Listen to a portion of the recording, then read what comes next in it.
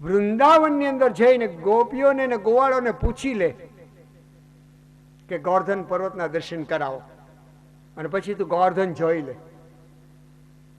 એ ગોવર્ધને ડાબા હાથની માત્ર ટચલી આંગળી પર 7 દિવસ ધાન કર્યો ને, એ કૃષ્ણ છું. સ્પષ્ટ જવાબ આપી દીધો. બીજું, કાળો કેમ થયો? સાંભળ, એ ગોવર્ધને 7 દિવસ સુધી મેં ધાન કરી રાખ્યો ને, પછી નીચે મૂક્યો. એટલે ગોવાળો ને ગોવાળોમાં ચર્ચા નીકળી કે નંદ યશોદાનો ના હોય. એને તો નંદને 50 વર્ષ થયા, નંદરાણીને 40 વર્ષ થયા, અને એને બાળક ક્યાંથી હોય? કોઈ દેવને કે કોઈ એવા બહાદુરને, પ્રતાપી કોઈ રાજકુમારને કે ચોરીને લાવ્યા હોય એવું લાગે છે. આવી બધી ચર્ચા થવા માંડી. સાંભળ દુર્યોધન, એટલે ઓલી ગોવાળોએ જઈને માને ભરાવી દીધું કે નંદરાણી તમારો નથી, 7 દિવસ ગોવર્ધન ઉપાડી શકે, અને તમારો હોય તો મારા નંદ બાબા ગોરા, નંદરાણી તમે ગોરા, ના કાળો કેમ થયો એનો જવાબ આપો. આવું ગોવાળાણીએ નંદરાણીને કહ્યું ને, રડતી રડતી માં મને પૂછવા લાગી. તો માં ને કૃષ્ણે શું કહ્યું? માં, હું કેદી જન્મ્યો? કે બેટા શ્રાવણ મહિનામાં. માં અંજવાળિયું હતું કે અંધાર્યું? કે બેટા અંધાર્યું હતું. પછી માં કઈ તિથિ હતી?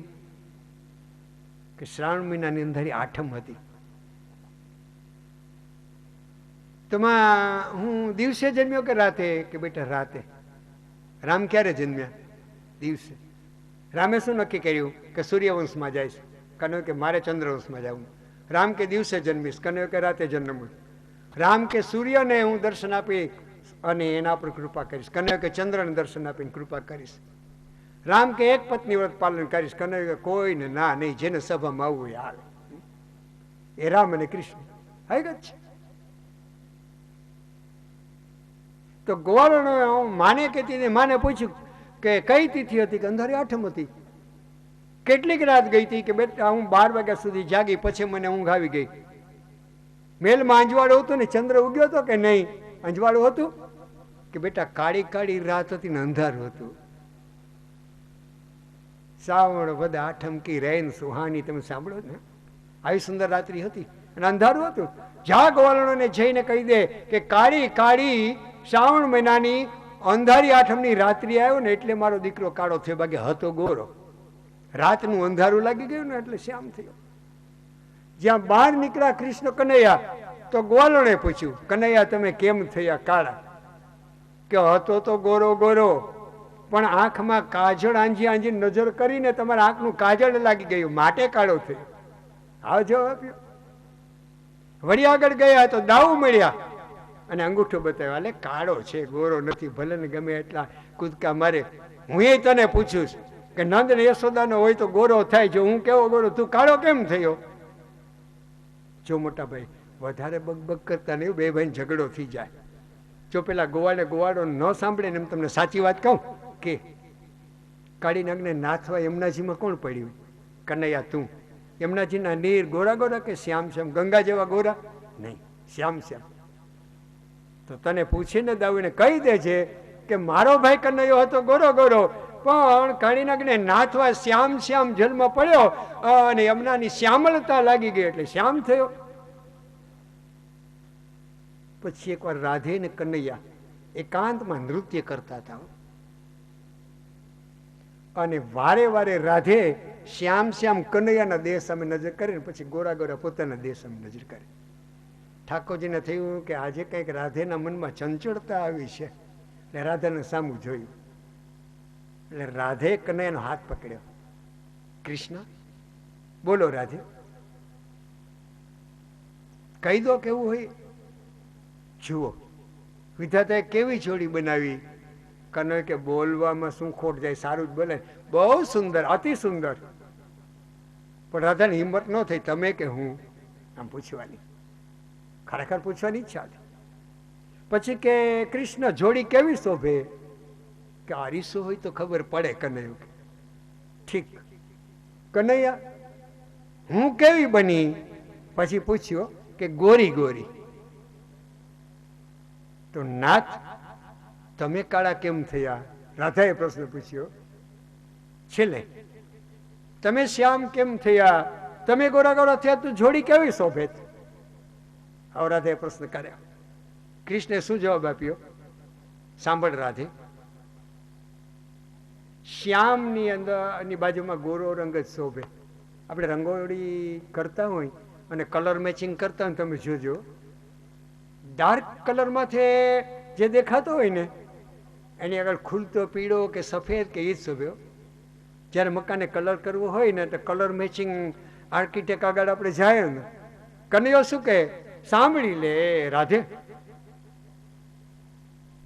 પત્ની ગોરી હોય ને એની બાજુમાં શ્યામ પતિ ઉભો હોય ને તો શોભે, અને પતિ ગોરો ગોરો હોય ને એની બાજુમાં શ્યામ પત્ની ઉભી હોય ને તો શોભે. હું તો આમાં માનું છું. હકીકત છે. અને કદાચ તું કેમ ધારું તો હું ગોરો ગોરો બની જાઉં, પણ હું અતિ ગોરો બનું તો રાધા પછી જગત મારા સામું જોઈને મારા વખાણ કરશે કે તારા? મને તો એમ થાય કે મારી ગોરી ગોરી રાધાના વખાણ કરે ને એટલા માટે હું શ્યામ બની ગયો. આવો જવાબ આપ્યો ભગવાન કૃષ્ણએ. અને સાંભળી લે દુર્યોધન, એકનાથ મહારાજને કોઈએ પૂછ્યું, આપણે અત્યારની વાત કરીએ, એકનાથ મહારાજને કોઈએ પૂછ્યું કે ભગવાન શ્યામ કેમ થયા? સાંભળી લો.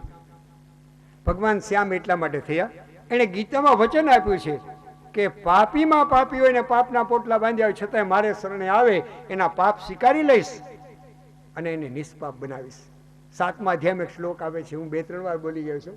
અપી ચે સુદુરાચારો ભજતે મામ અનન્ય ભાગ સાધુરેવ સમંતવ્ય સમ્યક વ્યવસિતો હિ સહ.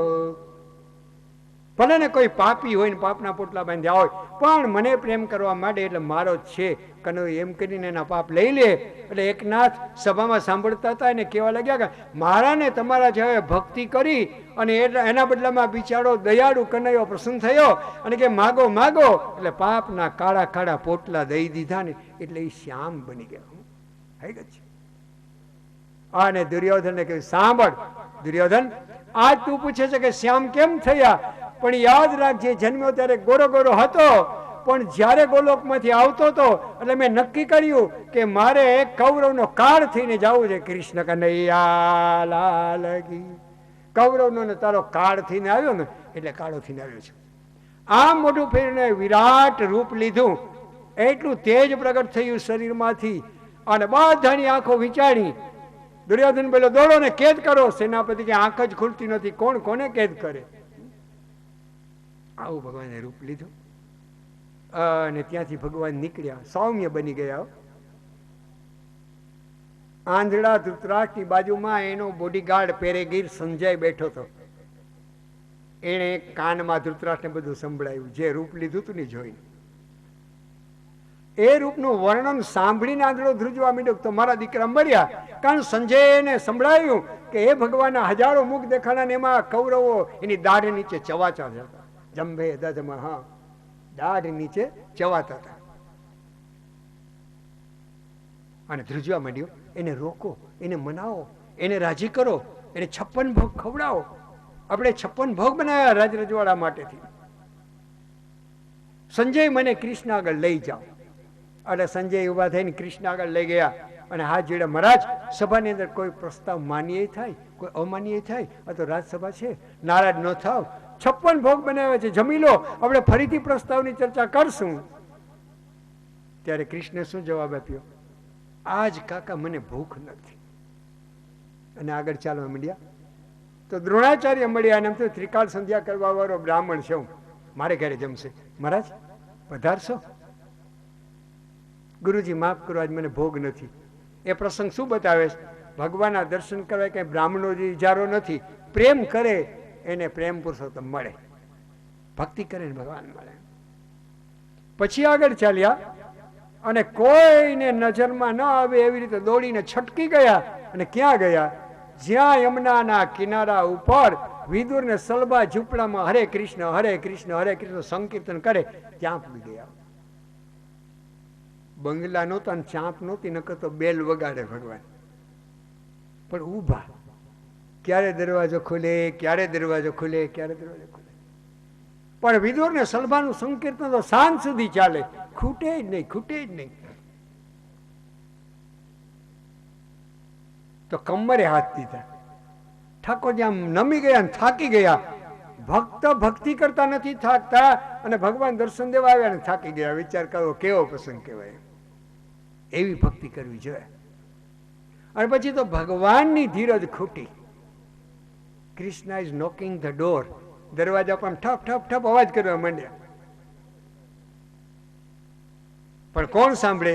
હરે કૃષ્ણ હરે કૃષ્ણ હરે કૃષ્ણ. ફરી વાર આમ દરવાજાને ઠપકાર્યો અને ઊભી ગયા. નારદ અંતરિક્ષમાં જોઈને હસવા માંડ્યા. નારદ એકવાર કૃષ્ણને પ્રશ્ન પૂછ્યો. ભેગા થઈ ગયા, મળી ગયા. પ્રભુ, ઘણા એમ કહે છે કે તમે ક્ષીર સાગર ઉપર શેષનાગની સૈયા પર બિરાજો છો. કેટલાક એમ કહે છે કે વૈકુંઠમાં બિરાજો છો.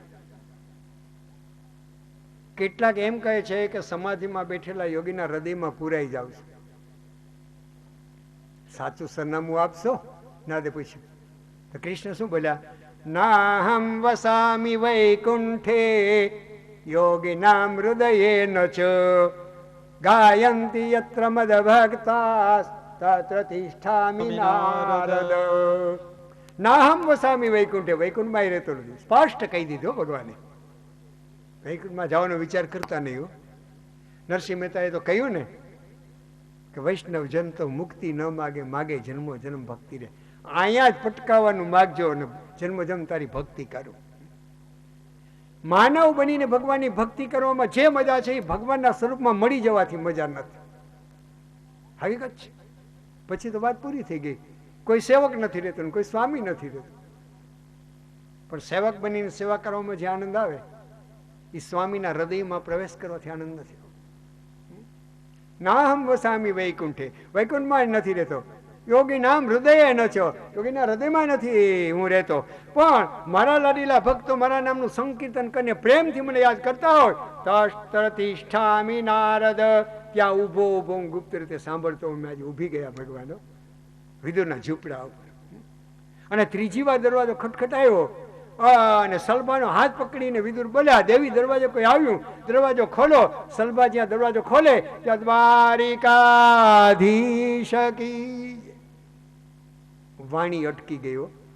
કઈ રીતે સ્વાગત કર્યું? ગરીબ માણસને ઘરે કોઈ ક્લાસ 1 અધિકાર વિઝિટ લે તો પાથરવા એક સારું ગોદડું ન હોય બિચારો કેટલો થોડો થોડો થાય, ક્યાં એને બેસાડવા? આ સ્થિતિ વિદુરની થઈ. પણ અતિ પ્રેમ હોય ત્યાં આગ્રહની જરૂર ન પડે. એક દર્ભનું આસન ખેંચીને કૃષ્ણ બેસી ગયા. બેસો કાકા કાકી. સામે બેઠા. અને પછી કૃષ્ણ બોલ્યા, કાકીમાં મને ભૂખ લાગી છે, કઈ ખાવાનું બનાવ્યું? તો ધૃતરાષ્ટ્ર ને દુર્યોધન 56 ભોગને ઠોકર મારી દીધી. દ્રોણ જેવા બ્રાહ્મણને કહ્યું કે નહીં મને ભૂખ નથી. सबसे ऊंची प्रेम सगाई दुर्योधन का मेवा त्यागी साग विदुर घर पाई. हकीकत છે. એ છે પ્રેમ, એની સગાઈ. અને પ્રેમને વશ થઈને અર્જુનનો રથ હાંક્યો એને. યુધિષ્ઠિર મહારાજે રાસયજ્ઞ કર્યો તો પ્રેમથી બંધાય અને જમેલાની હેઠી હેઠી પાતળ ભગવાને ઉપાડી. તામે જૂઠ ઉઠાયો. સુરદાસજી મહારાજે લખ્યું છે હે કૃષ્ણ છે. એટલે બિચારો વિદુર થોડો થોડો સાંભળ્યો કે કૃષ્ણ મોટી રાજસભા છે ત્યાં તો 56 ભોગ બન્યા છે, જમાવીને આવ્યા. કૃષ્ણે શું જવાબ દીધો? કાકા કેવો પાપી છે દુર્યોધન. તમે એનો ત્યાગ કરી દીધો કે પાપીનો ન ખવાય. મારા કાકા વિદુર ન જમે તો કાકા મારાથી કેમ જમાય? ભક્તના હૃદયની કેટલો આનંદ થયો છે વિચાર કરો. આટલું ભગવાને ભક્તને મોટાઈ આપી છે. પછી કાકી સામે જોયું, બિચારું નીચું જોઈ ગયા સલભા કે કઈ બનાવ્યું નથી. નાનકડું માટીનું વાસણ હતું ને એમાં ભાજી હતી થોડીક વઘારેલી. પણ આવું કઈ ખાવા અપાય? અને સ્વયં જહાર હાથેથી એ માટીનું વાસણ લઈ ને કૃષ્ણ કનૈયા લાલ કી ખાવા મળ્યા. એ છે કૃષ્ણ. એ પ્રેમના ભૂખ્યા છે. અને મોટાઈ નથી જોતી. સ્વાગતના મોટા મોટા શબ્દો કહો એ કૃષ્ણને જરૂર નથી. અને એના માટે મોટા મોટા મહેલ ને હવેલીઓ ખડકી દો એને એની જરૂર નથી. જો એને મેલ અને હવેલીમાં રહેવું ગમે તો પછી નંદ અને યશોદાના ઝૂંપડામાં કેમ નાચ્યો મને કહેજો. કે છે એ તો ગોવાળો હતા, વૃંદાવનમાં નાચ્યો. અને ભાજી અળગવા લાગ્યા. મહાભારતમાં એવી કથા આવે છે કે સલભા સ્નાન કરતા હતા, નવચિંતા ભગવાન આવ્યા, શરીર પર કપડાં પહેરવાનું ભાન ન રહ્યું, સામે બેસાડ્યા, શું ખાવા આપું? અને આમ થોડી થોડી થઈને ફરવા લાગી રસોડામાં. એક પાકેલા કેળાની લૂમ જોઈ લઈને સામે બેસી ગઈ સલભા. ફોલી ફોલીને ઠાકોરને ખવડાવવા લાગી. છેલ્લું કેળું હાથમાં આવ્યું અને નજર કરી પછી જ એને ખબર પડી કે કેળા કેળા ફેંકી દીધા ને છાલ છાલ ઠાકોરને ખવડાવી દીધી. છેલ્લું કેળું બાકી હતું. અને બિચાર શરમાણીને ફોલું, નાથ મને માફ કરો, લ્યો આ કેળું ખાઈ લો. બસ કાકીમાં હવે હું ધરાયો. એ કૃષ્ણ છે. આટલો આનંદ આપ્યો. અને વિદુરને ઝૂંપડેથી એ પધારી ગયા ભગવાન કૃષ્ણ કનૈયા. અને બરાબર 18 દિવસના મહાભારતના યુદ્ધનું નક્કી થયું. સમાધાન શક્ય બન્યું નહીં. એટલે વિદુર કાકાને થયું કે ભાઈ રહેવું સારું નથી. પણ સંજયને મોકલો વિદુરના ઝૂંપડે ધૃતરાષ્ટ્રે કે ભાઈ વિદુરને બોલાવો. અને વિદુર એને બોલાવીને સંજય આવ્યો. ત્યારે વિદુરજી ધૃતરાષ્ટ્રને ઠપકો દેવા માંડ્યા. શું કરું ભાઈ, બાજી બગડી ગઈ. કે બગડી જ જાય ને. પોતાના દીકરાને પ્રેમ કરે છે અને સગા ભાઈની વિધવા પતિના દીકરા છે દુશ્મન માને છે. તારી જ બુદ્ધિ બગડી છે ભાઈ, એટલે આવું થાય છે. સાચી વાત ને? તને કેટલા વાર સમજાયો પણ તું સમજતો નથી. ભાઈ છો ને તને કડક શબ્દમાં કહેવું પડે, મને દુઃખ થાય છે. અને જે ઉપદેશ આપ્યો એને વિદુર નીતિ કહેવામાં આવે છે. મહાભારતમાં સુંદરમાં સુંદર ઉપદેશ હોય તો વિદુરજીનો. આજે આપણને જીવનમાં ઉપયોગી થયો ઉપદેશ. સાંભળી લે ધૃતરાષ્ટ્ર, દુર્યોધન જન્મ્યો ને એ વખતની વાત. દુર્યોધન જન્મ્યો ત્યારે શું થયું? વર્ષા ઋતુ નહોતી તો એ વાદળ આકાશમાં છવાઈ ગયા. કડાકા થવા માંડ્યા, વીજળી ઝબકવા લાગી, ધરતી થર થર ધ્રુજવા લાગી, શિયાળ લાડી કરવા લાગ્યા, કૂતરાઓ રડવા લાગ્યા. અને આવું થયું. અને ગભરાયેલો ધૃતરાષ્ટ્ર કે શું થયું? ત્યારે વિદુર બોલ્યો, તારે ઘરે દીકરો નથી જન્મ, પૂર્વજન્મનો પાપ જન્મ, એને પેટીમાં મૂકીને તણવી દે. તેથી ભાઈ તું કેમ ન માન્યો? આનો મને જવાબ દે. બીજું, નાના ભાઈની પત્ની વિધવા બનીને એના દીકરાઓ પર અન્યાય કરે છે. તને સમજ નથી પડતી કે બેયને સમાન રીતે રાખવા જોઈએ? પણ શું કરું ભાઈ, દુર્યોધન મારી આગળ આવે, સમજુ છું બધું, પણ દુર્યોધન મારી આગળ આવે ને એટલે બધું મારું જ્ઞાન ઓગળી જાય છે. તો બધાયનું આવું થાય. પોતાનો દીકરો બાજુમાં આવે ને એટલે બીજાનું બધું હોય ને ધ્યાન દેવાનું ઓગળી જાય. હકીકત છે. સાંભળી લે ધૃતરાષ્ટ્ર, 100 દીકરામાં થાય એક જ એવો પાક્યો છે,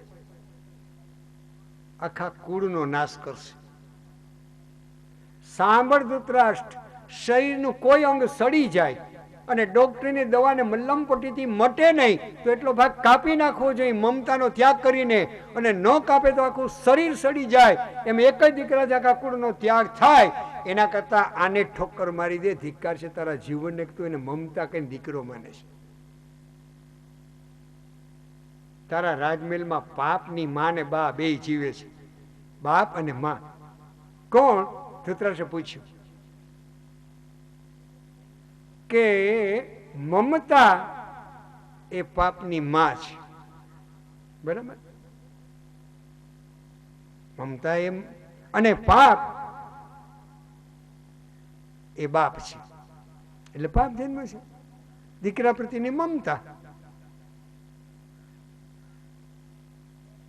તો શું કરું મહારાજ? એના એકનો ત્યાગ કરી દે તો આખું કુળ બચી જાય. આટલી જ્યાં બે ભાઈની વાતચીત ચાલીને એમાં કર્ણએ જઈને ગોટાળો કર્યો. બાપુજીને આપણા વિરુદ્ધમાં વિદુર કાકા કંઈક સંભળાવે છે. અને દોડતો દોડતો દોડતો દુર્યોધન આવ્યો. બસ બંધ કરો કાકા, અમારી જ રાજસભાના મહામંત્રી તમને બનાવ્યા છે. અમારા જ રાજ તરફથી તમને વર્ષાસન મળે, આખા વર્ષનો પગાર. પેમેન્ટ, વેતન જેને કહેવામાં આવે, શુલ્ક. ફરવા માટે રથ મળે, આટલી સાહેબી મળે, અને અમારા જ વિરુદ્ધમાં બાપુજીને સમજાવો છો. આવો મંત્રી હોય તો હું તલવાર કાઢીને મસ્તક ઉડાવી દઉં, પણ સગપણમાં તમે કાકા છો એટલે લાચાર છો, મારા રાજ છોડી નીકળી જાઓ, છે કોઈ નો કરો હાજર. આ વિદુરને ધક્કો મારીને બહાર કાઢો. આમ બોલી ગયો દુર્યોધન. કેટલી બુદ્ધિ બગડી. એટલે જ વિદ્વાનો એક વાક્ય આપ્યું છે કે વિનાશ કાળે વિપરીત બુદ્ધિ. બુદ્ધિ બગડી જાય. ત્યારે વિદુરજી ધનુર દ્વારી નિધાયો, ધનુષને બાણ દરવાજા આગળ મૂકી દીધા. દરવાજા આગળ મૂકી દીધા. શા માટે મૂક્યા? દુર્યોધનને શંકા પડે કદાચ કે અહીંથી નીકળીને પાંડવોના પક્ષમાં જાશે તો, એટલે ધનુષ બાણ નીચે મૂક્યા. જાઉં છું તે અપમાન કર્યું એટલે, પણ પાંડવોનો પક્ષ કરવા અને અસત્યનો આશ્રય લેવા નહીં, નીતિથી જીવીશ, તારા પ્રધાનપણાનો ત્યાગ કરું છું, એવું સમજાવવા માટે ધનુષ બાણ મૂકી દીધા. અને ત્રીજું, દુર્યોધન બધી વસ્તુનો ઉકેલ ધનુષ બાણ, ઢાલ, તલવાર, શસ્ત્રને યુદ્ધથી નથી આવતો.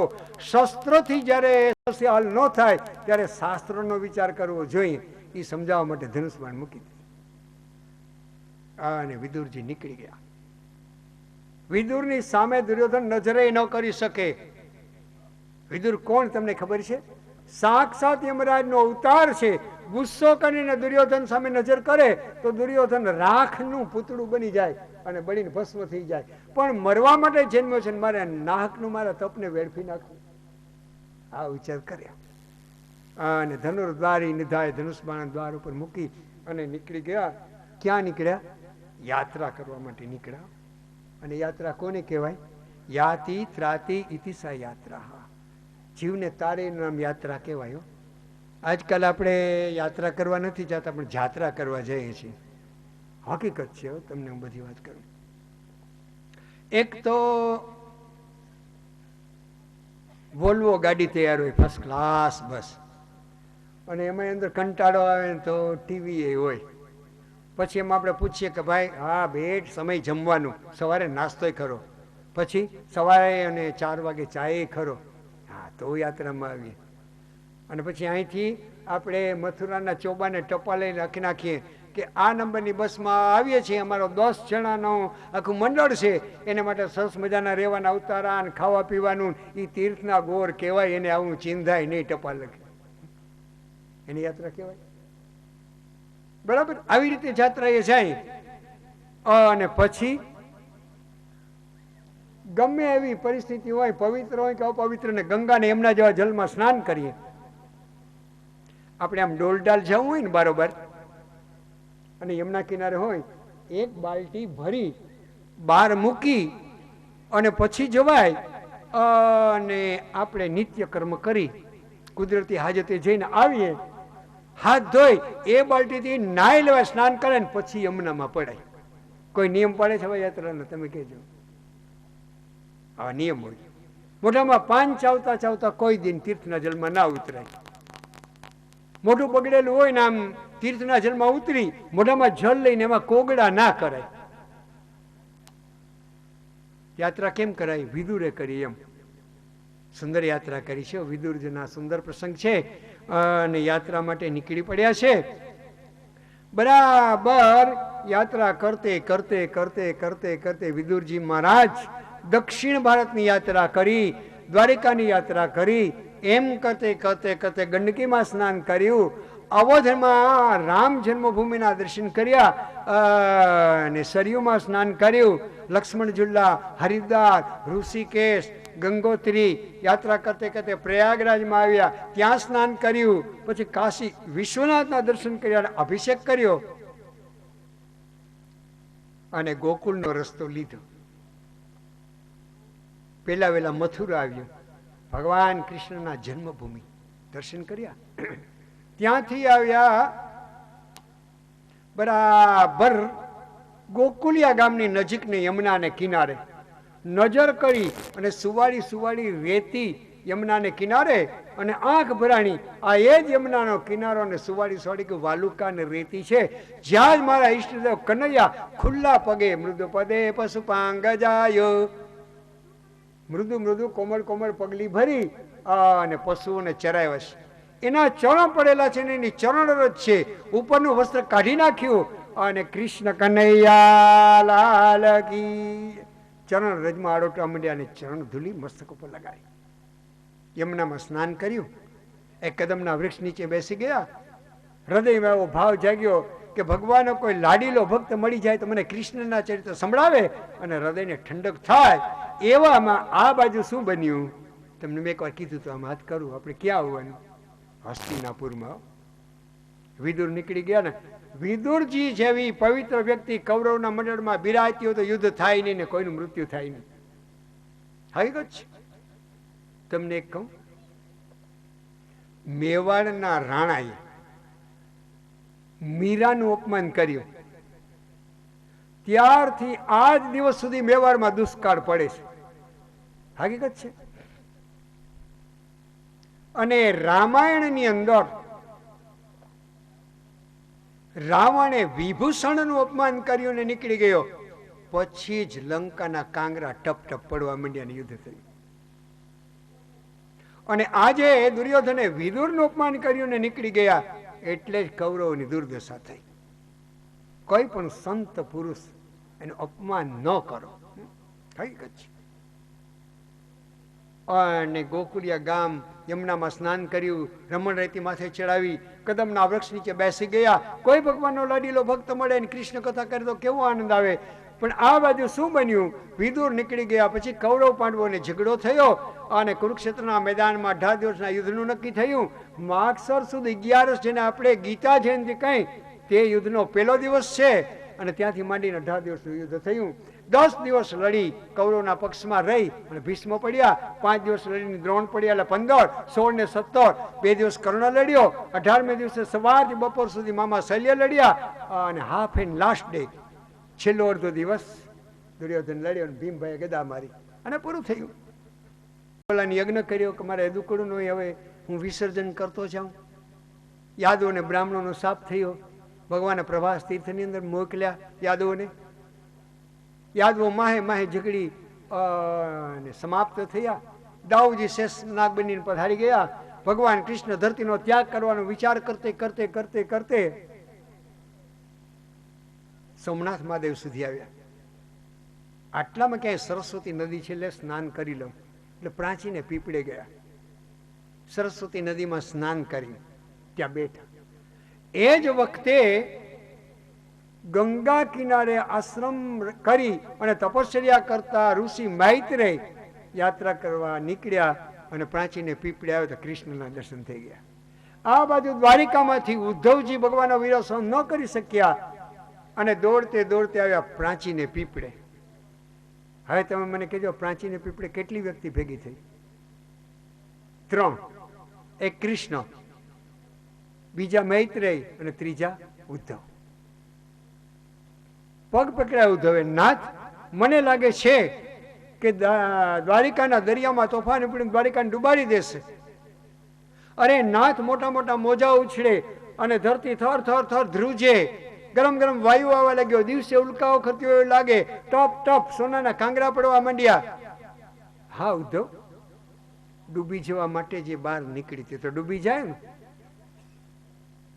તો પ્રભુ મને લાગે છે કે આપ ધામમાં પધારી જશે. હા ઉદ્ધવ, કૌરવ પાંડવોના ઝઘડા નિમિત્ત જેટલા પાપીઓ હતા એનો સંહાર કરી અને યુધિષ્ઠિર જેવા નીતિવાન રાજાને ગાદી આપી. હવે શું ધરતી પર મારું કામ બાકી રહ્યું તો રોકાવ. નાથ, ઉદ્ધવ બોલ્યા, મને લઈ જાશો? ઉદ્ધવ, કોઈ કોઈની સાથે આવી શકે નહીં, કોઈ કોઈની સાથે જઈ શકે નહીં. તો નાથ, મારા કેટલાક પ્રશ્નો છે, પૂછો ઉદ્ધવ. ઉદ્ધવ પૂછતા ગયા, કૃષ્ણ જવાબ દેતા ગયા. એ શ્રીમદ ભાગવતનો એકાદશ સ્કંદ થયો અને મૈત્રેય ઋષિનો સંગ્રહ કરતા ગયા. પછી ઉદ્ધવ બોલ્યા, નાથ ક્યાં જાઉં? ઉદ્ધવ, બદ્રીવનમાં જા, ત્યાં મારું સ્મરણ કરજે, ધ્યાન અને જપ કરજે, તારું કલ્યાણ થશે. મહારાજ, આપનો ઉપદેશ ગ્રહણ કર્યો, આપના પ્રત્યક્ષ મૂર્તિના દર્શન કર્યા, આપની આજ્ઞાથી હું બદ્રીવનમાં જાઉં, મારું તો કલ્યાણ થઈ જાય. પણ આ કલયુગના જીવડાને આપણા દર્શન કેમ થશે? કે મૈત્રેય ઋષિ આમ પાના ભરી ભગવાનનો ઉપદેશ લખેલો છે, સાક્ષાત ભાગવતનો સાર જેવો. કૃષ્ણએ ચતુર્ભુજ રૂપ લીધું અને ઉદ્ધવને કહ્યું, ઉદ્ધવ જો અમારા ચતુર્ભુજ રૂપ, અને સ્વયં ભાગવતમાં પ્રવેશ કર્યો. જ્યાં ભાગવત વિરાજતું હશે, જ્યાં ભાગવતની કથા હશે, જ્યાં રામ અને કૃષ્ણની કથા હશે, જ્યાં વેદો અને ઉપનિષદોના વ્યાખ્યાન હશે, ત્યાં હું હોઈશ. આ મારી વાંગમય વાણી રૂપી મૂર્તિ છે. આટલું ભગવાને કહ્યું. અને નાથ અંતિમ કઈ ઉપદેશ, બસ જે તે પ્રશ્ન કર્યા એનો તને ઉપદેશ આપ્યો. હવે જાજુ બોલવાની ઈચ્છા નથી, મારા ધામમાં પધારી જાઉં. પણ ઉદ્ધવ, આજ મને એક વાત યાદ આવે છે. બોલો પ્રભુ, કઈ સેવા કરું? કઈ વાત યાદ આવે? કઈ લાવી આપો? નહીં. સાંભળી લે ઉદ્ધવ, રોજ રોજ મને પટરાણીઓએ ને રૂકમણીએ 56 ભોગ બનાવીને જમાડ્યા છે, પણ વિદુરના ઝૂંપડામાં જે ભાજીને કેળા ખાધા ને એનો સ્વાદ હજુ મારા મોઢામાંથી ગયો નથી. આજે આ ધરતીનો ત્યાગ કરું ત્યારે વાલા મારા વિદુર મને મળી ગયો તો સારું હતું. ભક્ત ભગવાનને યાદ કરે ને સાધારણ ભક્તિ કહેવાય, પણ ભગવાનને એવો પ્રેમ જાગે સામો હૃદયમાં, કારણ કે પ્રેમ અન્યોન્ય હોય છે. ભગવાનને હૃદયમાં એવો પ્રેમ જાગે અને ભક્તને યાદ કરે, એ ભક્તનો બેડો પાર થઈ ગયો. માનવ એક જ છે. અને યાદ કર્યો, અને બીજી વાર વિદુરને યાદ કર્યો. એકવાર ઉદ્ધવ સામે જોઈ, બીજી વાર મૈત્રેય સામે જોઈ. મૈત્રેય, મારો વાલો વિદુર યાત્રા કરવા માટે નીકળી ગયો છે. કેદિકને યાત્રા કરતા કરતા કરતા તમારા આશ્રમમાં આવે તો મેં જ્યાં દિવ્ય અલૌકિક ઉપદેશ આપ્યો છે એ મારા વાલા વિદુરને તમે કહેજો. આટલું કહ્યું અને મૈત્રેય નીકળી ગયા. પછી કૃષ્ણે ઉદ્ધવને કીધું, ભાઈ સમય હવે થોડો રહ્યો છે, બદ્રીવનમાં જા અને તપ કર. નાથ, મને કઈ આધાર આપશો? કઈ બે મિત્રો ભગવાન અને ભક્ત પ્રેમની નિશાની આપશો? કઈ પ્રસાદી મને આપશો? જેમ રામા અવતારની અંદર ચિત્રકૂટ ઉપર રામજીએ ભરતને ચરણ પાદુકા આપી, એમાં જ પ્રાચીને પીપળે ભગવાન દ્વારિકા નાથે ઉદ્ધવને પગમાંથી કાઢી અને ચરણ પાદુકા આપી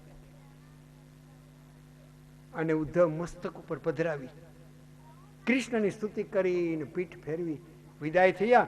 આ બાજુ કૃષ્ણ જરાપારીના તીરનું નિમિત્ત બનાવીને સધામમાં પધારી ગયા. એ ચરણ પાદુકા લઈને યાત્રા કરતે કરતે કરતે કરતે કેટલાક સમયે ઉદ્ધવજી પણ ગોકુળિયા ગામ આગળ પહોંચ્યા. ચરણ પાદુકાને નીચે પધરાવી અને રમણ રેતીમાં આલોટી પડ્યા. યમુનામાં સ્નાન કર્યું, ચરણ પાદુકાને માથે પધરાવી આગળ વધ્યા. તો જેના કૃષ્ણ પ્રેમમાં પાગલ બનીને રૂવાડા ઉભા થયા છે એવા કોઈ ભક્તને કદમના વૃક્ષ નીચે બેઠેલો જોયો. નજીક ગયા ને ઓળખે, ઓ વાલો વિદુર. અને વિદુરને આંખ ખોલી ગઈને એને ઉદ્ધવને જોયો. ઉદ્ધવને હાથ પકડીને નીચે બેસાડ્યો. ઉદ્ધવ, વિદુરે પૂછ્યું, સાંભળ, મારો આંધળો ભાઈ ધૃતરાજ જીવે છે કે મરી ગયો? ભાઈ તો યાદ આવે ને. વિદુરને ઉદ્ધવને થયું કે માઠા સમાચાર ક્યાં આપવા? બોલ્યો નહીં. વિદુર સમજી ગયા કે સાંભળવા જેવું નહીં હોય. ઠીક છે, ત્યારે ભાવિ તે ભવતું, જે કંઈ ભાવિ પ્રમાણે બન્યું. પણ પાંડવો તો આનંદમાં છે ને. હા, રાજગાદી પર બિરાજમાન કર્યા છે. દ્વારિકામાં તો બધા આનંદમાં છે. ભગવાનના પુત્ર પરિવાર એક એક પટરાણીના નામ લઈને સમાચાર પૂછ્યા. દેવકી, રોહિણી વગેરે માતાઓના સમાચાર પૂછ્યા. ઉગ્રસેન કાકાના સમાચાર પૂછ્યા. દાઉદીના સમાચાર પૂછ્યા. અને કૃષ્ણના સમાચાર પૂછ્યા ને તો શ્રાવણ અને ભાદરવો ઉદ્ધવની આંખમાંથી ટપટપ પડવા લાગ્યા. શું કહું મિત્ર તને, મને કૃષ્ણ કથા કે, પણ મને તને એકલા મૂકીને નીકળી ગયા. બસ હવે તું મને કૃષ્ણ કથા કે. ત્યારે ઉદ્ધવ બોલ્યા, નજર કર સામે કઈ નગરી દેખાય? મથુરા. શ્રાવણ મહિનાની અંધારી આઠમને દી મધ્યરાત્રિ એમાં જન્મ્યા હતા, પ્રગટ થયા. પિતા વસુદેવને આજ્ઞા આપી કરંડિયામાં લઈને યમુનાના નીર પાર કરી અને ગોકુલિયા ગામમાં આવીને મધ્યરાત્રિ યશોદાના પડખામાં મૂક્યા. ગોરી જન્મેલી બાળકીને લઈ ગયા. જગદંબા આકાશમાં પધારી ગયા. અને પછી નોમ, દસમ અને 11 બધા નાચ્યા. 12ને દિવસે શંકર દર્શન કરી ગયા. 13ને દિવસે નંદ બાબા કર આપવા ગયા. 14ને દિવસે પૂતનાને મારી. અને 3 મહિનાના થયા એટલે સક્તાસુને માર્યો. 1 વર્ષના થયા એટલે વિટોડિયાના રૂપમાં આવેલા તૃણાવતને માર્યો. અને 3.5 વર્ષના થયા ગોપીઓના મટકા ફોડ્યા અને માખણ ચોરી કરી. 4 વર્ષના થયા અને માનો ગોરો ફોડ્યો. દોરીનું બંધન આવ્યું અને દામોદર થયા. દામ ઉદરે યસ્ય સહ દામોદર. દોરડાનું જેને ઉદર ઉપર બંધન સ્વીકારી લીધું એ દામોદર. અને એના દર્શન કરવા હોય તો આપણે ક્યાંય જવાની જરૂર નથી. અહીંયા દામોદરમાં જ બિરાજે છે. હકીકત છે. દામોદર કુંડ કહીએ છીએ આપણે. અને 5 વર્ષના થયા એટલે ગોકુળ છોડીને વૃંદાવનમાં ગામ વસાવ્યું અને વાછડા ચરાવવા લાગ્યા. વત્સાસુને બકાસુને માર્યો. 6 વર્ષના થયા અઘાસુને માર્યો. 7 વર્ષના થયા અને ટચની આંગળી પર 7 દિવસ ગોર્ધન ધારણ કર્યો. 8, 9 ને 10 વર્ષ સુધી ત્યાંથી ગોવાળણો સાથે નાચ્યા. 11 વર્ષ ને 52 દિવસના થયા એટલે અક્રૂ તેડવા આવ્યા અને મથુરામાં ગયા. અને કંસના પહેલવાનો ચાણૂર, મુષ્ટિક, સલ, તોસલ એની સાથે લડ્યા, માર્યા. પછી કંસને માચડેથી પછાડીને માર્યો અને કંક નેગરોધને એને માર્યા. એમ કરતે કરતે કરતે જરાસંધ સામે 17 વખત યુદ્ધ કર્યું. 14 વર્ષ મથુરામાં રહ્યા. સાંદીપની ઋષિના આશ્રમમાં જઈને વિદ્યાભ્યાસ કર્યો અને 25 વર્ષના થયા. 18મી વખત જરાસંધ ચડીને આવ્યો. કાલ યવનને મુચકુંદ ગુફાની અંદર મુચકુંદ મહારાજ આગળ મરવી અને પછી દ્વારિકામાં પધાર્યા. પહેલું લગ્ન રૂકમણી સાથે કર્યું, બીજું સત્યભામા સાથે, અને ત્રીજું જાંબવતી સાથે, ચોથું કાલિંદી સાથે, પછી ભદ્રા, લક્ષ્મણા, ચારુવાસીની, સત્યા, પછી ભૌમાસુના કેદખાનામાંથી લાવીને 16,100 પરણ્યા. એક એકને 10 દીકરાઓ થયા. અને તું જે સમાચાર કૌરવના પૂછે છે એ કૌરવને પાંડવોના ઝઘડા નિમિત્ત ધરતીનો ભાર હળવો કર્યો અને કૌરવો મર્યા. આજે કોઈનું ઠેકાણું નથી. અને બરાબર પાંડવોને રાજગાદી સોંપી અને તને મને એકલા મૂકીને સોમનાથ મહાદેવના સાનિધ્યમાંથી પ્રભુ પધારી ગયા. કૃષ્ણ કથા કીધી. વિદુરને ઠંડક થઈ. સવાર પડ્યું અને ઉદ્ધવે વિદાય લીધી. ક્યાં જઈશ ઉદ્ધા? વિદુર બોલ્યો કે મને તો આજ્ઞા છે બદ્રીવનમાં જા, ત્યાં જઈને ભગવાનનું સ્મરણ કરીશ. તો ઉદ્ધવ તું ભાગશાળી છો કે આ ધરતીનો ભગવાને ત્યાગ કર્યો ત્યારે તને પ્રભુએ દર્શન દીધા. હું તો દુર્ભાગીને પાપી છું કે છેલ્લે મને ભગવાનના દર્શન ન થયા. ત્યારે ઉદ્ધવ બોલ્યો કે વિદુર ભાગશાળી તો તું છો. ભગવાનના ધરતીનો ત્યાગ કર્યો ત્યારે કોઈ પટરાણીને ને કોઈ દીકરાઓને યાદ નથી કર્યા.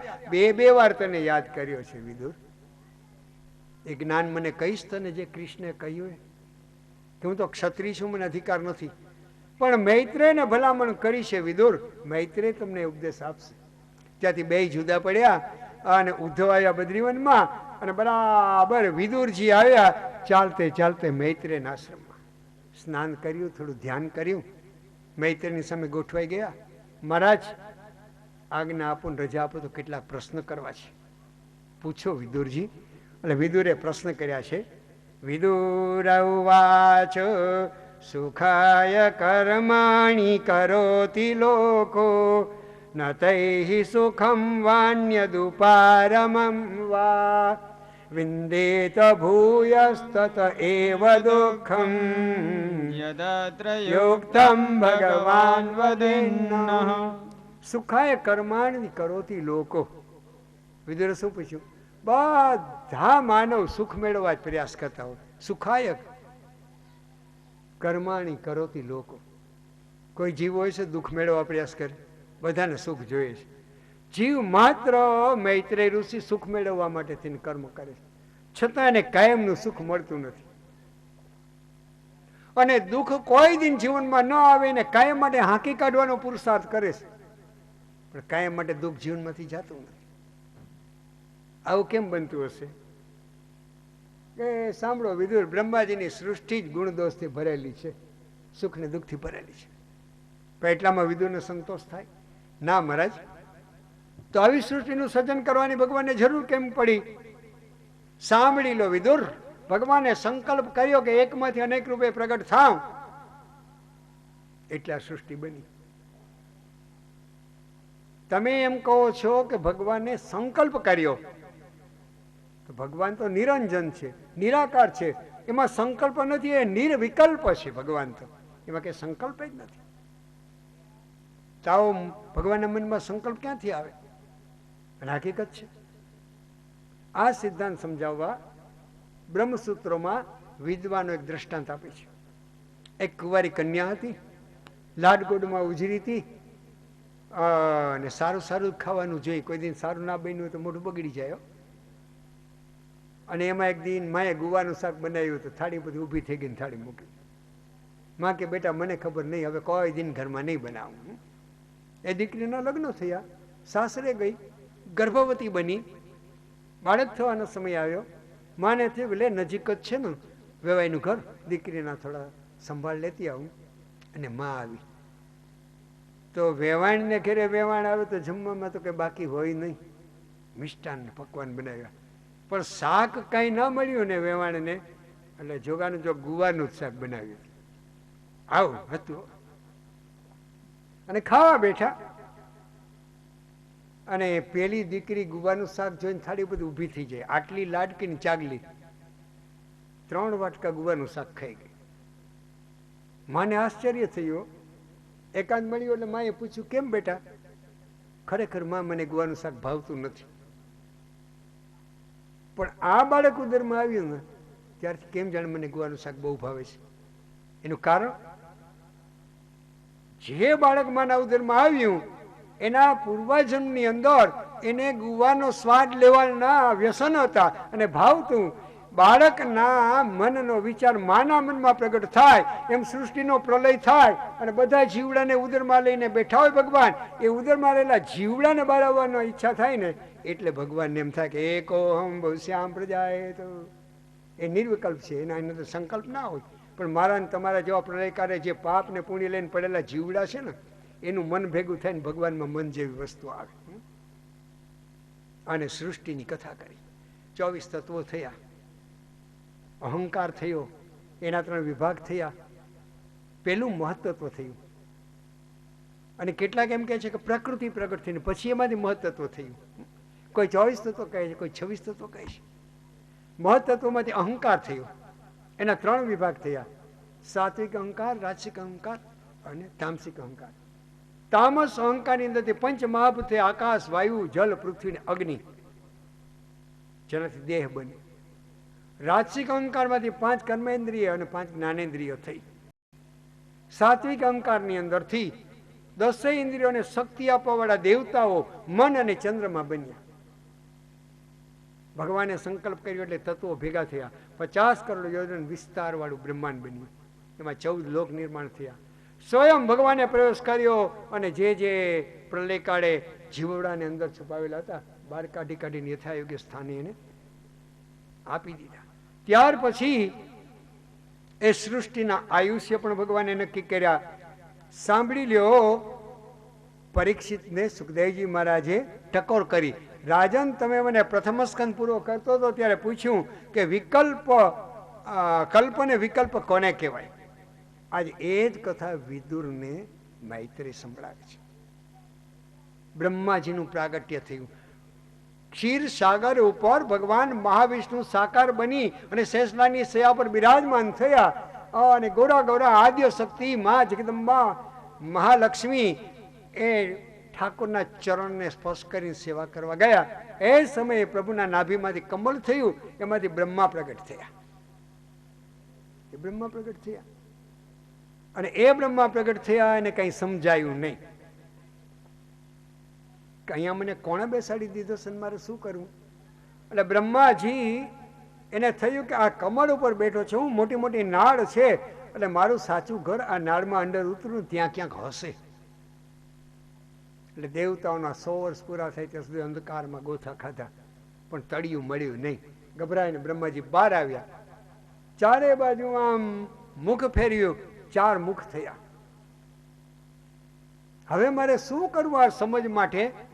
એટલે પ્રલયકાળનું જળ જે હતું ને એની લેરખીઓમાંથી અવાજ આવ્યો, તપઃ તપઃ તપઃ, બ્રહ્માજી તમે તપ કરો. અને બ્રહ્માએ તપ કર્યું. બ્રહ્માએ તપ કર્યું, ભગવાનના દર્શન થયા. પ્રભુએ સૃષ્ટિનો વિસ્તાર કરવાની આજ્ઞા આપી. સાંભળી લ્યો રાજન, એ બ્રહ્માજી એ સૃષ્ટિનો વિસ્તાર કરવા લાગ્યા અને આ વિશ્વ પ્રગટ થયું. એટલે પેલા વેલો સતયુગ આવ્યો. સતયુગ કેવડો હોય? 17,28,000 વર્ષ નીકળે એટલે સતયુગ. પછી આવે ત્રેતા, 12,96,000 વર્ષ નીકળી જાય એટલે ત્રેતા. પછી આવે દ્વાપર, 8,64,000 વર્ષ નીકળે એટલે દ્વાપર. પછી આવે કલયુગ, 4,32,000 વર્ષ નીકળી જાય એટલે કલયુગ. આનામ કલયુગ. એ ચારેય યુગના વર્ષોનો સરવાળો કરીએ તો 43,20,000 વર્ષ થાય. એને એક ચોકડી કહેવાય. આવી 71 ચોકડી નીકળી જાય એટલે એક મન્વંતર થાય. આવા 14 મન્વંતર નીકળી જાય એટલે બ્રહ્માનો એક દિવસ થાય. અને આટલો સમય બ્રહ્માની રાત્રિ રહે. બ્રહ્માનો દિવસ એટલે કલ્પ ને બ્રહ્માની રાત્રિ એટલે વિકલ્પ. તમે મને રાજન આવા પ્રશ્ન કરતા હતા ને, એ તમને મૈત્રી અને વિદુરના સમાધિ સંભળાવજો. અને પછી બ્રહ્માને ભગવાને કહ્યું તપ કરો એટલે સૃષ્ટિનો વિસ્તાર થશે. બ્રહ્માજીએ તપશ્ચર્યા કરી 100 વર્ષ અને પ્રયાસ કર્યો. 4 કુમારો પ્રગટ થયા, સનક, સનત, સનંદન અને સનત કુમાર. અને પછી ફરીને તપશ્ચર્યા કરી 100 વર્ષ અને પ્રયાસ કર્યો તો 10 દીકરાઓ થયા. મરીચી, અત્રિ, પુલહ, પુલસ્ય, કૃતુ, ભૃગુ, વશિષ્ઠ, અંગીરા, દક્ષ અને દશમસ્તત્ર નારદ. 10મા નંબરમાં નાદ પ્રગટ થયા. સનત કુમારે કહ્યું કે પિતાજી અમારે બ્રહ્મચારી રહેવું છે, તમે નીકળી જાઓ. નારદ કે અમારે બ્રહ્મચારી રહેવું છે, તમે નીકળી જાઓ. અને પછી બ્રહ્માજીને સહેજ ક્રોધ થયો કે સૃષ્ટિ વિસ્તાર કેમ નથી પામતી. એટલે એના ભ્રુકુટીમાંથી એક રુદ્ર રડતા રડતા પ્રગટ થયા. એ રડતા રડતા પ્રગટ થયા એટલે એનું નામ પડ્યું રુદ્ર. અને પાપી જીવડાને સજા આપીને રોવડાવે છે માટે એનું નામ પડ્યું રુદ્ર. અને એકમાંથી એ 11 થયા, એકાદશ રુદ્ર બન્યા. પિતાજી આજ્ઞા આપો, ચાર સૃષ્ટિનો વિસ્તાર કરો. કેવી સૃષ્ટિ કરી? ભૂત, પ્રેત, પિચાસ, વૈતાક. બસ કરો, આવી સૃષ્ટિ નથી જોતી. બ્રહ્માને થયું કે આ સૃષ્ટિનો વિસ્તાર કેમ નહીં થતો હોય? એટલે આંખ વીંચી, તપ કર્યું ને એને સમજાય ગયું જગતમાં સ્ત્રીનું સર્જન નથી કર્યું. તપના પ્રભાવથી બ્રહ્માજીએ સંકલ્પ કર્યો. જમણી છાતીમાંથી સ્વયંભૂ મનુ રાજા પ્રગટ થયા, ડાબી છાતીમાંથી શતરૂપા રાણી પ્રગટ થયા. બંનેને કહ્યું કે 100 વર્ષ સુધી અલગ અલગ રહીને તપ કરો. તપ કરીને આવ્યા એટલે વૈદિક વિધિથી એના લગ્ન કર્યા. અને લગ્ન કર્યા પછી મનુ રાજાને 5 સંતાન થયા. 5 સંતાનમાં દીકરા કેટલા ને દીકરી કેટલી? તમે ભાગવત સાંભળીને યાદ હોય તો કહેજો. 2 દીકરા ને 3 દીકરી. પેલા વેલા સૃષ્ટિના પ્રાગટ્યમાં જ મા અને બાપને ત્યાં 2 દીકરા ને 3 દીકરી થઈ. તો તમે મને કહેજો કે દીકરાની સંખ્યા વધારે થઈ મનોરાજાની કે દીકરીની? એ પહેલેથી જ વધારે સંખ્યા ચાલી આવે છે. એના માટે ચિંતા કરતા નહીં. દીકરો હોય કે દીકરી હોય, 2 સમાન છે એ માનીને એને સ્વીકારી લેજો. 2 દીકરા, એનું નામ પ્રિયવ્રત ને ઉત્તાનપાદ. 3 દીકરી, એના નામ આકુતિ, દેવહૂતિ અને પ્રસૂતિ. અને પછી 2 દીકરાઓના લગ્ન કર્યા, 3 દીકરીઓને લગ્ન કર્યા. એના સંતાન થયા, એ પરણ્યા, એને સંતાન થયા, એ પરણ્યા. પેઢીની પેઢી ચાલવા લાગીને માનવનો વિસ્તાર થવા લાગ્યો. હિમાલયના નજીક નજીક તળેટીમાં એક થોડી ભૂમિ હતી. અને ભૂમિ તો હતી નહીં, ધરતી રસ્તાતળમાં ડૂબેલી હતી. આપણે જેને ક્યાં રાખવી? મનોરાજાને ચિંતા થઈ કે એક બાજુ બાપુજી બ્રહ્માજી કહે છે કે લગ્ન કરો અને સૃષ્ટિનો વિસ્તાર કરો, બીજી બાજુ પ્રજાને રાખવા માટે ભૂમિ નથી. જઈ અને બ્રહ્માજીને પ્રાર્થના કરી. બ્રહ્માજીને છીંક આવી, નાકમાંથી નાનકડું ભૂંડનું બચ્ચું પ્રગટ થયું. જોતામાં વિરાટ બની ગયું. અને બ્રહ્મા સમજી ગયા સાક્ષાત વરા નારાયણ છે. સ્તુતિ કરી, પ્રાર્થના કરી, મહારાજ રસાતલમાં ડૂબેલી ધરતીને બહાર લાવો. અને આ બાજુ વરા ભગવાન ગયા રસાતલમાં, દાઢ ઉપર ધરતી લઈને ઉપર આવતા હતા. એમાં રસ્તામાં એને હિરણાક્ષ મળી ગયો. વિદુરજીને મૈત્રે પેલા સંક્ષેપમાં કથા કીધી, અને રસ્તામાં હિરણાક્ષ મળ્યો અને વરા ભગવાને ધરતીને બહાર કાઢી અને હિરણાક્ષને માર્યો છે. અને આ માનવોને ધરતી આપી. એટલે વિદુર બોલ્યા કે મહારાજ બહુ સંક્ષેપમાં કથા કરી, વરાછત્રી જરા વિસ્તારથી કહો ને. શ્રવણ કરો વિદુર. બ્રહ્માએ જે 10 ઋષિને પ્રગટ કર્યા, આમ એક ઋષિનું નામ મરીચી. મરીચી કરદમની દીકરી કલાને પરિણ્યા, એને એક દીકરો થયો, નામ કશ્યપ. ઈ કશ્યપ દક્ષની 13 દીકરીને પરિણ્યા. દીતિ, અદિતિ, દનુ, કાષ્ઠા, સુરસા, લંબા, વિનતા, મુનિ, ક્રોધવસા, આ 13 ને પરિણ્યા. અને પછી પોતાના આશ્રમમાં આવ્યા. તપસ્વી બ્રાહ્મણ બ્રહ્મ મુહૂર્તમાં ઉઠે, ત્રિકાળ સંધ્યા કરે, વૈશ્વદેવ કરે, સવારે ને સાયંકાલે યજ્ઞશાળામાં જઈ યજ્ઞ નારાયણ એને પસંદ કરવા માટે યજ્ઞ કરે. સોનાની એ નારાયણની ચતુર્ભુજ મૂર્તિના અભિષેકનું પૂજન કરે 16 પછી અગ્નિકુંડમાં અગ્નિનું પૂજન કરે અને વૈદિક નારાયણના મંત્રો બોલી સ્વાહાકારથી યજ્ઞ કરે. આવું ક્રમ ચાલુ હતો ઋષિનો એક દિવસ. અને એવામાં મહારાજની 13 પત્નીમાંથી 12 પત્ની પિયર ગઈ હતી અને એક દીતિમાં આશ્રમમાં હાજર હતા. ભાગવતમાં લખ્યું એટલે આ કથા તમને કહું અને મર્યાદામાં કથા કહું. સાયંકાલે દીતિમાના હૃદયમાં કામ પ્રગટ થયું અને મહારાજનો કડક નિયમ, યજ્ઞશાળાની અંદર કોઈથી અવાય નહીં. પણ છતાંય દીતિ યજ્ઞશાળામાં પ્રવેશ કર્યો. યજ્ઞશાળામાં પ્રવેશ કર્યો દીતિએ. અને મહારાજ યજ્ઞ કરેલા સામે એક આસન ઉપર બેસી ગઈ. કશ્યપને થઈ ગઈ યજ્ઞશાળામાં આવવા માટે ઘરના સભ્યો હોય તો પણ મનાય છે. અને કેમ આવી હશે? કઈ જરૂરી કામ હશે? પેલા શું કર્યું કશ્યપે? યજ્ઞ કરતા હતા. સ્વાહા ઇદમ વિષ્ણવેદમ નમઃ સ્વાહા. કર્મનો ત્યાગ કર્યો, અટકી ગયા. બરાબર. પછી મૌન ત્યાગ કર્યો, દીતિ સાથે વાતો કરવા લાગ્યા. પછી સ્થાન ત્યાગ કર્યો, પોતાનું આસન છોડીને દીતિને સમજાવવા નજીક ગયા. દીતિ એકના બેનો થયા.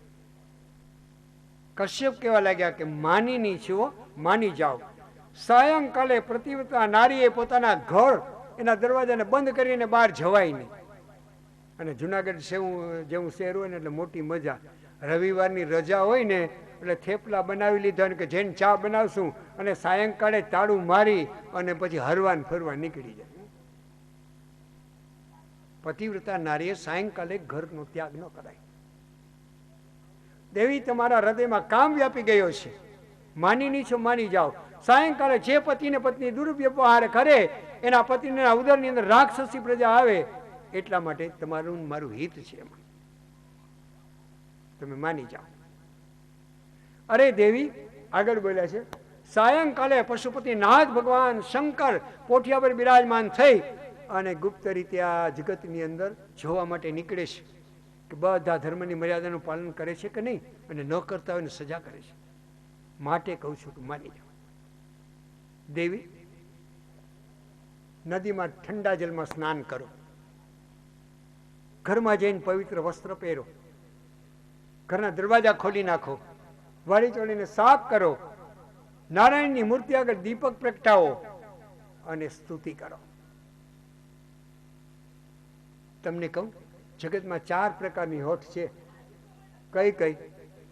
રાજ હઠ, બીજી યોગી હઠ, ત્રીજી બાળ હઠ, અને ચોથી ઇટ વુડ બી અન્ડરસ્ટેન્ડ, એ સમજી લેજો, સ્ત્રી હઠ. બરાબર? અને કશ્યપ લાચાર બની ગયા. પતિ ને પત્નીએ ભૂલ કરી, પછી પત્નીને પશ્ચાતાપ થયો. કશ્યપે સ્નાન કર્યું અને ફરીને યજ્ઞશાળામાં આવીને યજ્ઞ કરવા લાગ્યા, પણ દીતીને અનહદ પશ્ચાતાપ થયો. સ્નાન કરીને માળા કરવા લાગી. પતિ યજ્ઞ કાર્ય પૂરું કર્યું અને આવ્યા પછી પગ પકડ્યા, મહારાજ મને માફ કરો. કે દેવી માફ તો કરી દઈશ, પણ સાયંકાલે જે બાળક ઉદરમાં આવ્યા છે, તમને સાચું કહું, તમારા ઉદરથી 2 ભયંકર દૈત્ય પ્રગટ થશે. દીતી રડવા માંડી. દૈત્યની માં બનવું કોને ગમે? હકીકત છે. એટલે કશ્યપે આશીર્વાદ આપે. એક આશીર્વાદ આપું છું, તમારે ત્યાં હિરણાક્ષ ને હિરણ્યકશિપુ જન્મશે. હિરણ્યકશિપુને દિવસે એને ઘરે ભગવાનનો મહાન ભક્ત પ્રહલાદ જન્મશે, અને એ પ્રહલાદને ઉગારવા માટે આ તારી રાજધાની અંદર, તારા ઘરની અંદર ઋષિ પ્રગટ થશે. આમ કહ્યું અને મન માની ગયું. બરાબર? અને દીતીમાં એ ભાગવતમાં લખ્યું છે, દૈત્યની માં કેમ બનવું. 100 વર્ષ સુધી ગર્ભને ધારણ કરી રાખ્યો, પણ માના ઉદરમાં હતા તો એનો પ્રભાવ બહાર પ્રગટ થયો.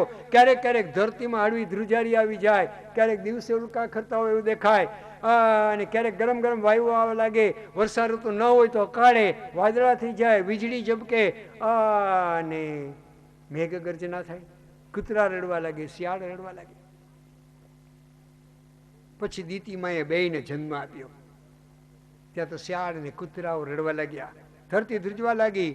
અને ભાગવતમાં લખ્યું, મૈત્રેય વિદુને સંભળાવે કે રોજ 4 હાથ વધે. દિવસે ન વધે એટલા રાતે, રાતે ન વધે એટલા દિવસે વધે. મને આ ચરિત્ર વાંચતો હતો ને ત્યારે એક શંકા થઈ કે રોજ 4 હાથ દીકરા જન્મ પછી વધતા હોય તો ઈ બાપને દરજીને ઘરે માપ દેવા રોજ જવું પડે કે ના જવું પડે? તમે મને કહેજો. આપણે બહુ વિચારીએ, પણ એનું કારણ છે. હિરણાક્ષ ને હિરણ્યકશિપુ એ લોભનો અવતાર છે, અને લોભ દિવસે ન વધે એટલો રાતે વધે, ને રાતે ન વધે એટલો દિવસે વધે. રોજ 4 હાથ વધે. બસ ક્યાંય એન્જિનિયર થયો અને બી મિકેનિક કર્યું, 15,000 રૂપિયા મળી જાય એટલે ઘણા. અને કોઈ કંપનીમાં જાય અને બીજી કંપની બોલાવે, લે 15,000માં કોણ પડ્યું રે, વાં 20,000 આપે.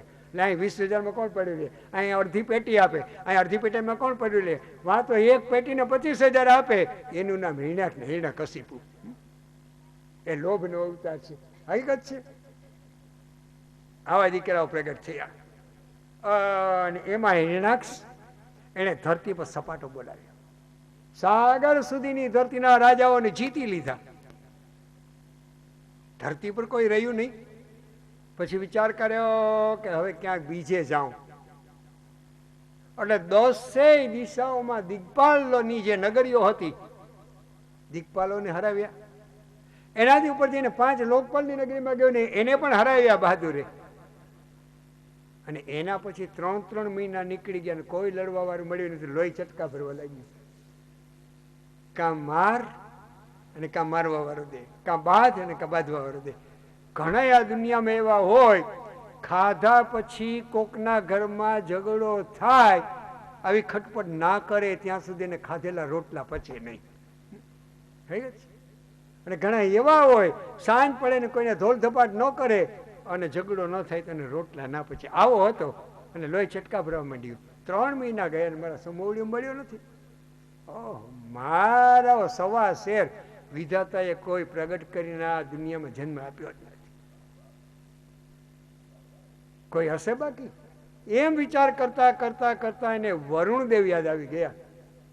જો અમારે ઉતારે ચર્ચા થતી હોય, ગોર બાપા મને પૂછતા હતા કે વરુણદેવ નગરીનું નામ શું?